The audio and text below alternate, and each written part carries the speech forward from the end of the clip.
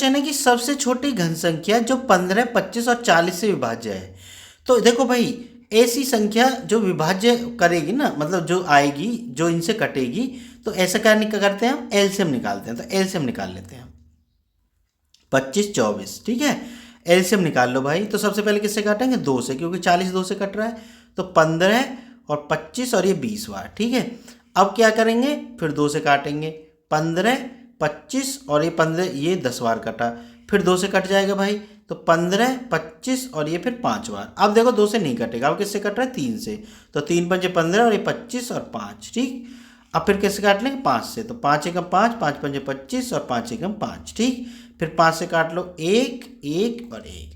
तो अब हमारे गुणनखंड क्या आ गए, सबसे इंपॉर्टेंट इसमें गुणनखंड है, 2 गुना 2 गुना 2, ठीक है। अब नेक्स्ट क्या है, 3 गुना 5 गुना 5। अब वो क्या कहता है, क्वेश्चन पढ़ते हैं अब हम। ऐसी छोटी घन संख्या, तो घन कब आएगी भाई, घन संख्या तब आएगी जब 3 जोड़े बन जाएंगे, है ना। एक संख्या के 3 जोड़े बन जाएंगे, तब घन संख्या आ जाएगी, ठीक है। अब देखो, वो जो घन संख्या आएगी वो इनसे कटेगी कटेगी, क्योंकि इसके गुणनखंडों को तो हम शामिल ही कर रहे हैं ना इस संख्या में।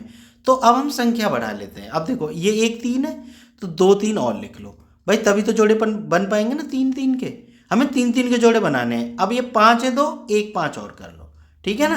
तो ये वो संख्या हो जाएगी जो इन सब से कटेगी, इन तीनों से, और घन संख्या भी होगी।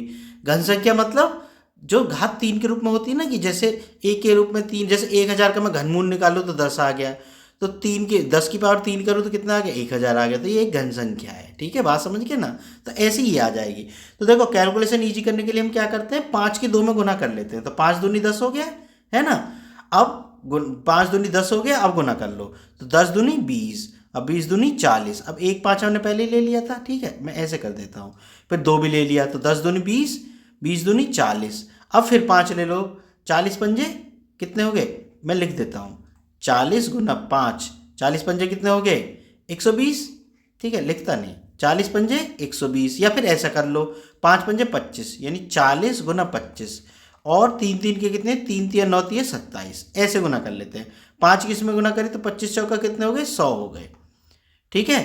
और 1 0 पीछे, गुना 27। अब 27 किस में गुना कर लो 1000 में, तो कितना हो गया, 27000, ठीक है। तो यही वो घन संख्या होगी जो इनसे कट भी जाएगी और एक घन संख्या भी होगी। तो हमारा आंसर क्या आ गया, ये 27000 आ गया, ठीक है बच्चों, बात समझ में आ गई ना। यही हमारा आंसर होगा, ठीक है बच्चों। अगर वीडियो पसंद आई हो तो चैनल को सब्सक्राइब जरूर कर लेना। मिलते हैं फिर नेक्स्ट वीडियो में।